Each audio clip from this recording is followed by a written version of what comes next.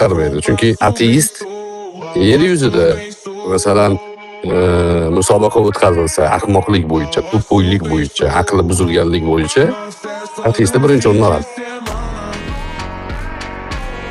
Chunki ateistda onasi bilan uylanaveradi bemalol. Qizi bilan ham bemalol jimo qilaveradi.